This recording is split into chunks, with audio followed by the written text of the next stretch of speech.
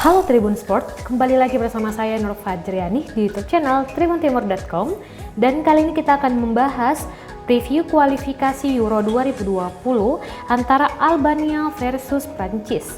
Untuk lebih jelasnya Anda bisa menyaksikan preview berikut ini. Pertandingan kualifikasi Euro 2020 antara Albania versus Prancis akan diselenggarakan di Arena Kombetar Senin 18 November 2019 pukul 2:45 waktu Indonesia Barat. Dari catatan kedua tim, Prancis berada di atas angin setelah di pertandingan sebelumnya mampu menang di kandang Moldova dengan skor 2-1. Sementara itu, Albania hanya mampu menuai hasil imbang 2-2 kontra Andorra. Skuad asuhan Eduardo Reja sendiri sudah dipastikan gagal menembus fase kualifikasi Euro 2020. Dikutip dari Indosport.com, mereka kini menghuni posisi 4 klasmen sementara grup H dengan 13 poin. Apakah dengan ini timnas Albania akan bermain tanpa beban? Jelas saja tidak. El Said dan kawan-kawan harus menjaga martabat dan harga diri meski gagal menembus putaran final Euro 2020.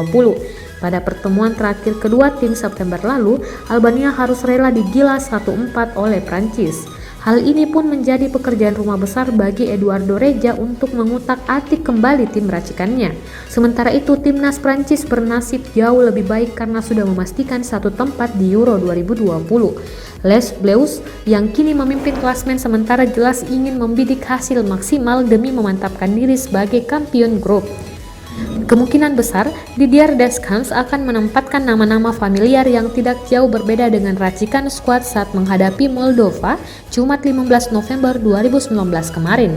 Namun ia bisa saja memberi kesempatan ke sejumlah pemain seperti Matteo Guendouzi atau Moussa Sissoko. Apalagi N'Golo Kante juga sepertinya belum bisa kembali ke lapangan lantaran cedera yang dideritanya.